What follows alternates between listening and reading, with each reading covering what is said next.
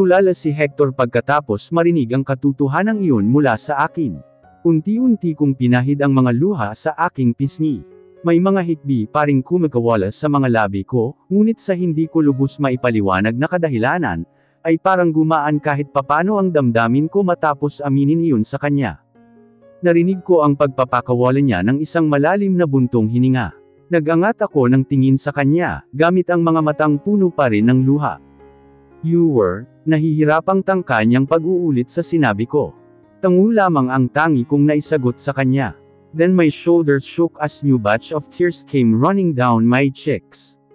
Nag-uunahan kasabay ng pagbabalik ng madilim, at nakakatakot na mga alaalang pilit kong binabaon sa limot noon pa man.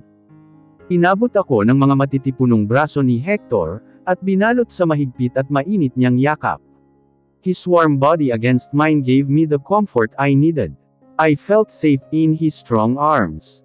Nakalaunan ay hindi ko na namalayang nakatulog na pala akong muli sa kanyang mga bisig.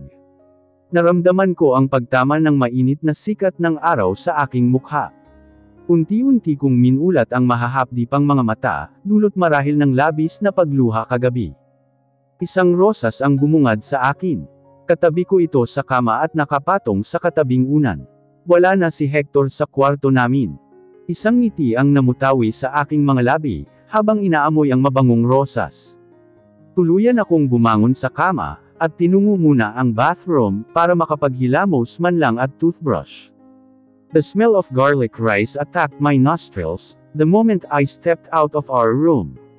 Diretso kong tinungo ang aming kusina, kung saan ko nabutang nagluluto na ng almusal si Hector. Agad naman siyang bumaling sa direksyon ko, nang maramdaman ang presensya ko doon. Isang tipid ng ngiti ang isinalubong ko sa kanya. He looked cute with only that boxers lazily hanging around his waist, and holding a spatula in one hand. Ang tipid kong ngiti ay unti-unting naging ngisi. I can't help it. He just looked so adorable.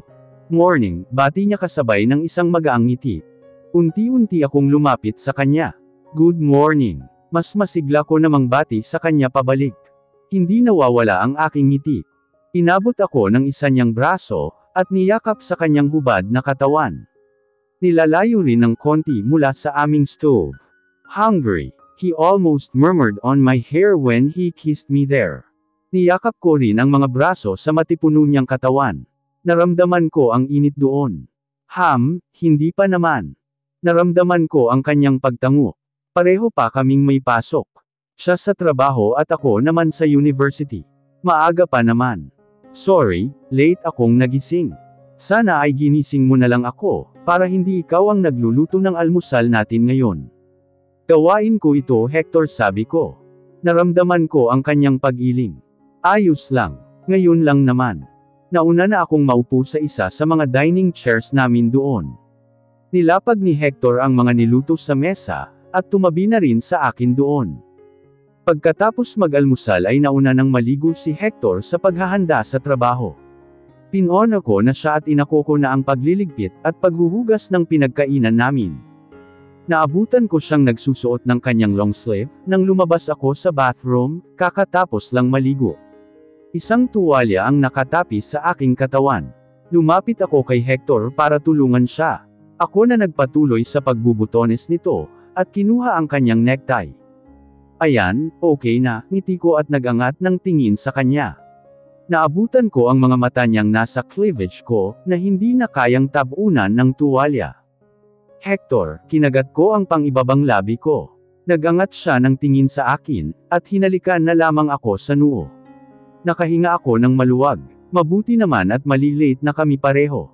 Bubuksan natin ulit ang kaso, hahanapin natin ang mga taong yon, at ako mismo ang magpaparusa sa kanila. Natigilan ako sa narinig na panganib kay Hector. Agad akong nagangat ng tingin sa kanya, Hector.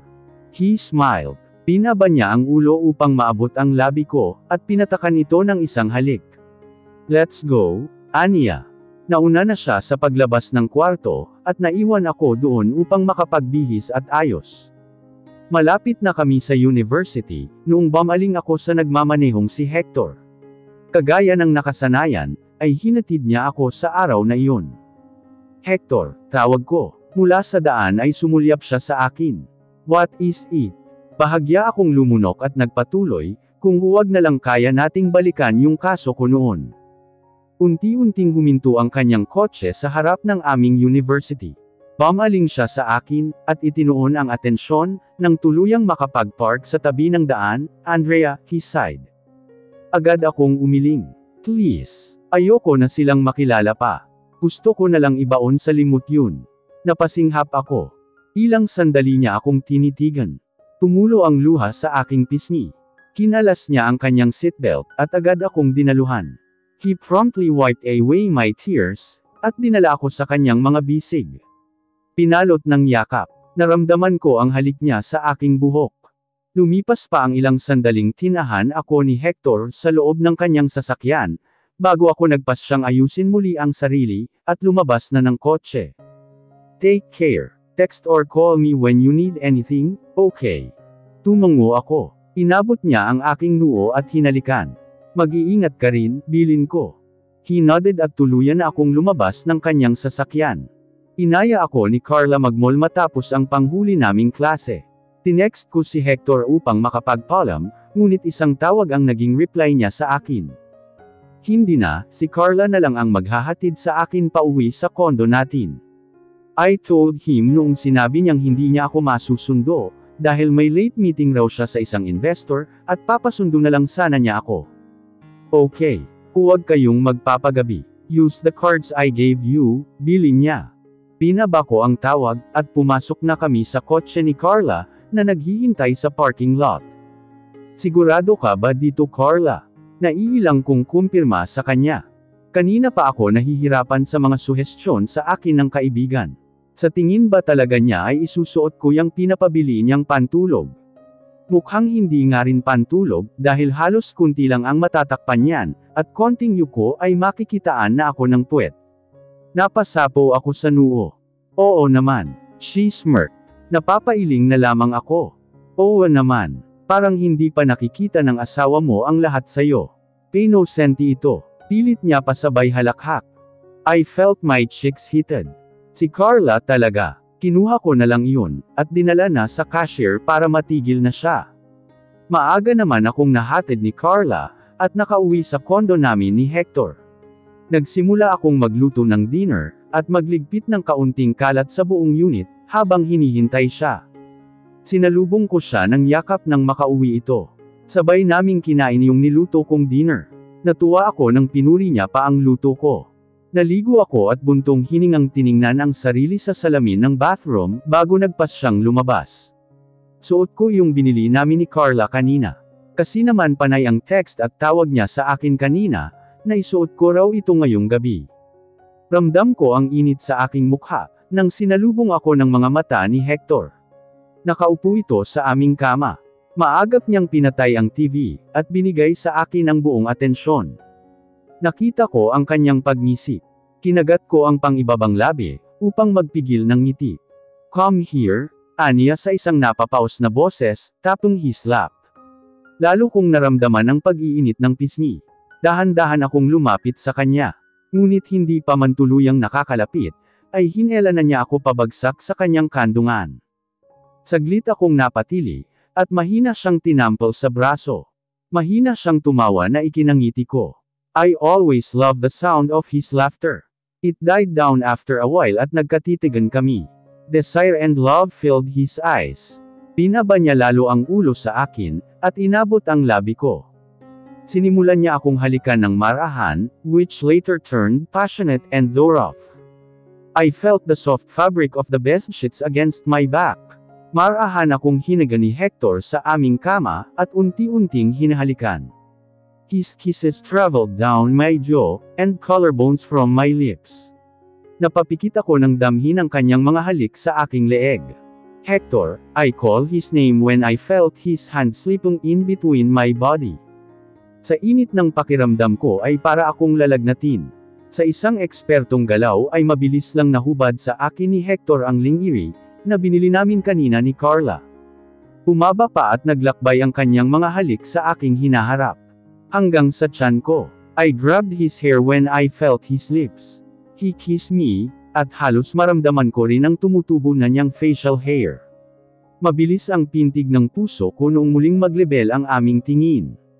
He kissed me thoroughly once, bago muling inangkin ang aking pangapababa sa leeg ko. He took off his shirt in a manly way. Pinaba ko ang halos nanginginig na mga kamay, upang abutin ang kanyang suot. I helped him get rid of it. His lips crashed on mine again, distracting me from getting a hold of his body. At unti-unti ko siyang naramdaman. My hands gripped tightly on his strong arms, until my fingers dogged on his back. Ang blumong natin tukso sa akin ni Carla. Carla, sito ko naman sa kanya, biting my lower lip. Tinuro niya ako at hamalakhak. Napali nga ako sa paligid. Kakatapos lang namin kumain ng lunch, at naglalakad na sa hallway, para sa susunod na klase. Ang iba'y napapalingon sa gawin namin, dahil sa ingay ni Carla. Sabi sa'yo magandang pantulog yun Carla, nakakaramdam na ako ng hiya sa mga pinagsasabi ng kaibigan ko. Wala naman akong sinasabi sa kanya, ngunit para bang may alam ito sa nangyari sa amin ni Hector noong isang gabi. Naalala kong malapit na nga pala ang birthday ni Hector. Pinlano kong ipagluto siya ng dinner sa araw na iyon. I'll cook all his favorites. Tapos ay masaya kaming magka-celebrate na dalawa sa aming kondo. Baka naman pahahandaan din siya ng parents niya. Si Carla. Dahan-dahan akong napatango ng mapagtantong posible nga naman iyon. Naisip ko si Heather, oo nga pala at may cellphone number niya ako. Nahihiya naman akong magpuntang mag-isa sa kanila, Hector sighed. Susubukan ko na lang kontakin ang kapatid niya. Iyon nga ginawa ko. Sa isang coffee shop malapit lamang sa condo tower ni Hector nagkasundo kaming magkikita ng kapatid ni Hector, linggo ng umaga. Wala akong pasok ngunit si Hector, ay may pinuntahan lang na importanteng meeting. Tumayo ako mula sa kinauupuan. Nang makita si Heather na papasok, Andrea, sinalubong ako nito ng ngiti at yakap. I miss you. Hindi na ulit kayo napunta ni Kuya sa bahay. Naupo na kami at may agad naman lumapit na waiter. Kinuha nito ang aming mga orders, at iniwan din kami pagkatapos. Oo nga busy kasi si Hector sa trabaho. Dumating ang aming in-order, at nagpatuloy kami sa pag-uusap. Nabanggit ko na sa kanya ang tungkol sa nalalapit na birthday ng kuya niya. Tumango ito matapos sumimsam sa kanyang kape. Yeah, well, her forehead creased a bit, and then she sighed. Si kuya, hindi naman iyon pala celebrate ng birthday niya There are times nga na nakakalimutan niyang birthday niya, dahil sa sobrang busy sa business, bahagya itong natawa. Ganun ba? Iniisip ko kasi sanang surprise siya, ngiti ko. Malawak siyang ngumiti sa narinig mula sa akin. For sure mas gugustuhin ni kuya ng isang intimate dinner. Saglit siyang napaisip na parang may naalala, kaso aalis pala sila mom and dad for a vacation, anya.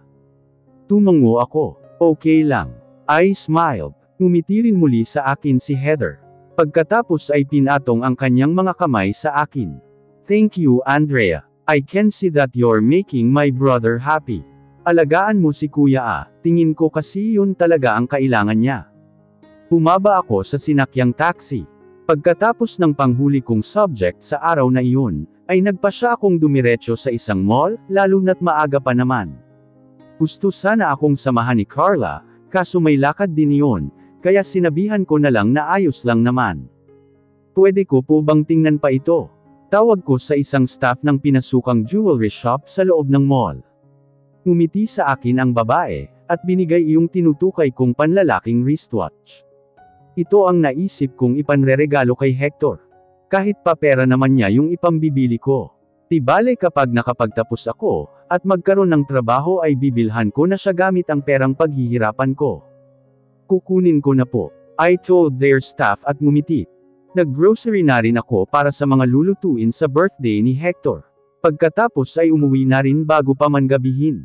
Araw ng birthday ni Hector, ay talagang sinikap kong agahan ang uwi.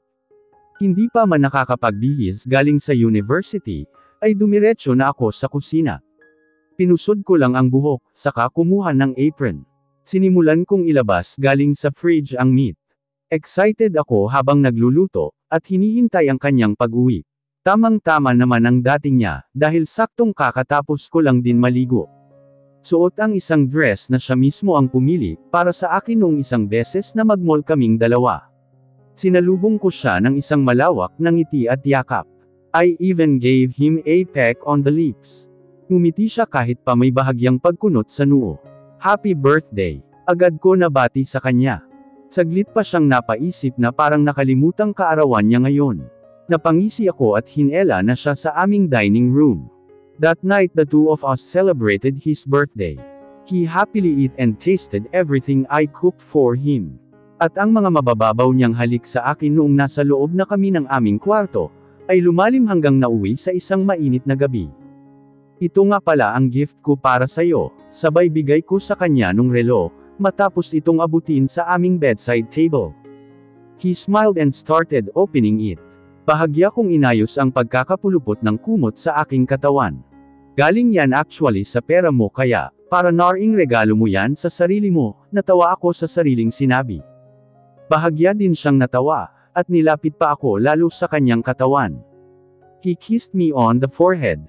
Thank you Andrea, he murmured against my hair. Nagangat ako ng tingin sa kanya at ngumiti. You're welcome. Nagkatitigan kami. I love you, bigla niyang sinabi na halos ikatigil ko. Parang may kung anong humaplo sa puso ko. Nag-init din ang sulok ng aking mga mata. I love you too, pagkatapos ay niyakap ko siya ng mahigpit. Pinaon ang mukha sa kanyang matipunong dibdib. Nagtaka ako noong marinig ang tunog sa aming doorbell. Madal-iyan akong nagpunas ng basang kamay, at iniwan na muna ang niluluto. Napatingin ako sa wall clock sa aming living room. Maaga pa para sa usual na dating ni Hector. Gayunpaman ay tinungo ko pa rin ang pinto para pagbuksan. Hector dude. Surprise, unti-unting nawala ang boses noong lalaking bumati. Imbes si Hector ay tatlong lalaking tingin ko, ay kidad niya lang ang bumungad sa akin.